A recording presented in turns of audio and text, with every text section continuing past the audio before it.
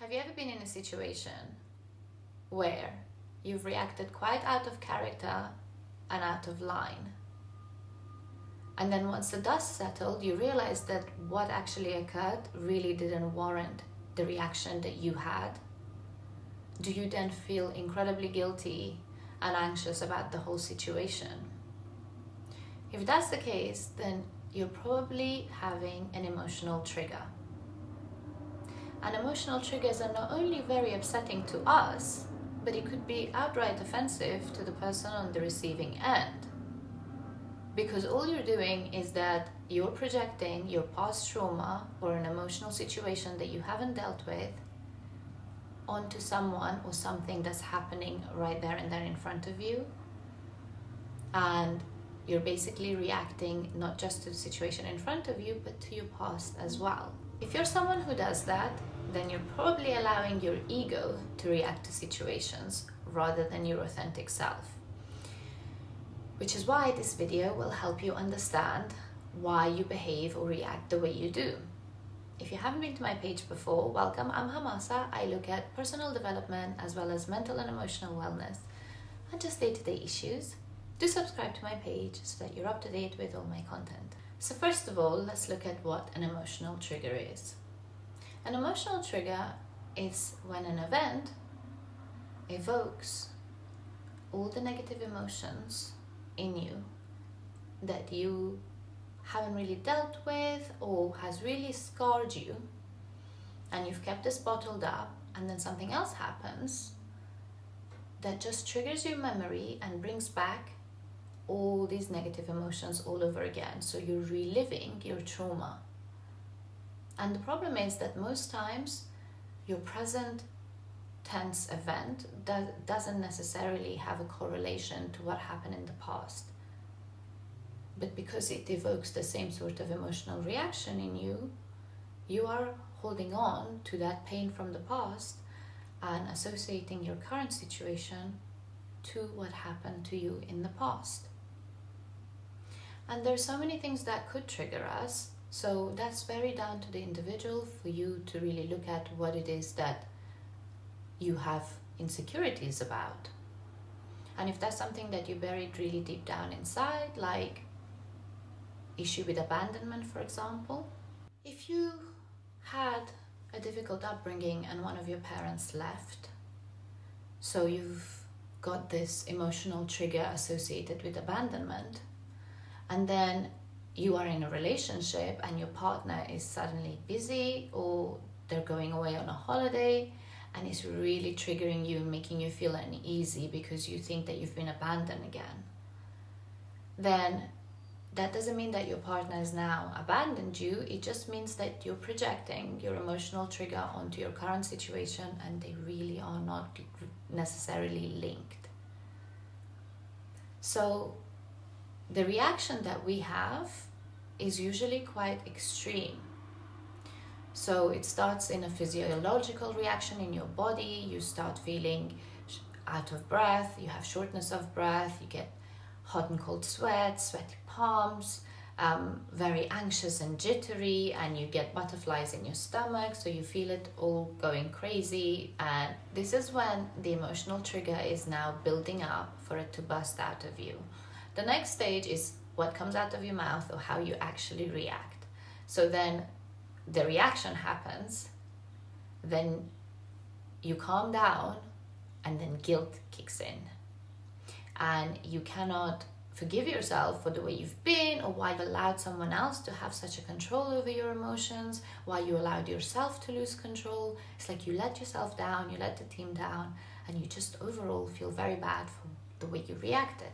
So what do we do to not be so triggered when certain emotions are evoked in us? Because like I said, we all have them. Some of us have them several times a day. We're extremely irritated and aggy, and we project our traumas and whatever else we're dealing with onto unwarranted people and situations. So my advice to you guys would be, the first thing to do, like I said, you get shortness of breath and your physiological body changes. So you need to get a control over that, and you need to do that by giving yourself a couple deep breaths. There's one thing about breathing, that you could have little shallow breaths in your chest and it's just nothing, doesn't do anything for you. So when I say breathing, I mean deep, like deep in your belly, couple breaths, so that you're getting enough oxygen in your system, in your body and in your brain to be able to react in the correct way. Once you've given yourself a moment and taken a couple deep belly breaths and calmed your nervous system down and got some air into you and into your brain, you will already have gotten a little more control over yourself and your emotions, which is great, because the next step is to try and separate yourself from your ego. And what I mean by that is that when this happens, like I said, you're not judging the situation for what it is right in front of you. You're judging it for what happened to you in the past. And so that's your ego, like, I'm not going to let someone make me feel like this. I've been through this before, takes over. So you are now a slave to your ego, and it's not how you would ideally like to react.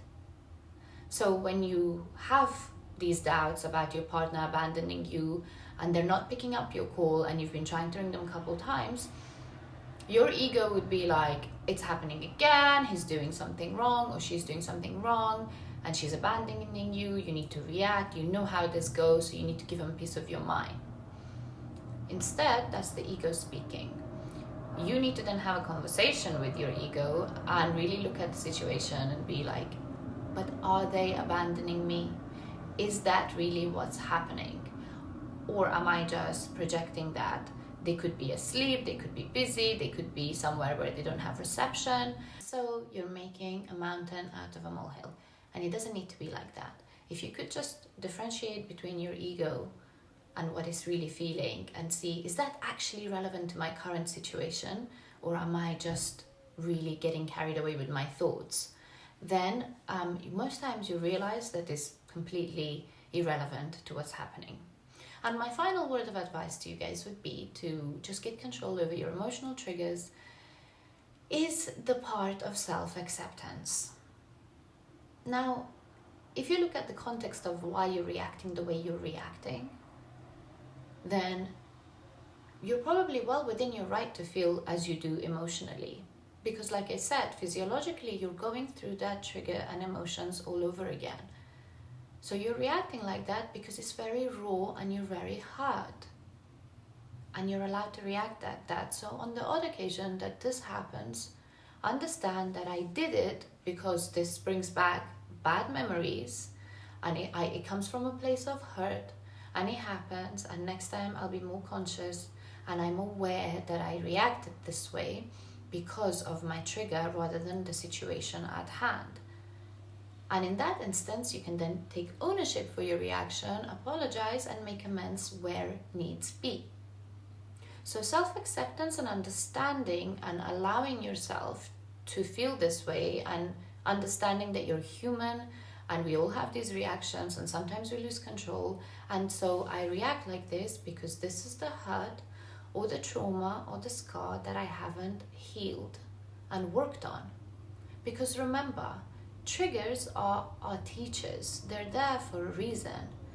They alert us to look within and see why this little event of someone not calling back or picking up my phone call has made me feel this erratic. Something isn't right there, and I need to look inside to see what that is and why I feel so scared of someone not picking up my call or not returning it. And that's incredibly important for us to have this self-acceptance and give ourselves the room to be able to sometimes let our emotions get the better of us and be human about the situation.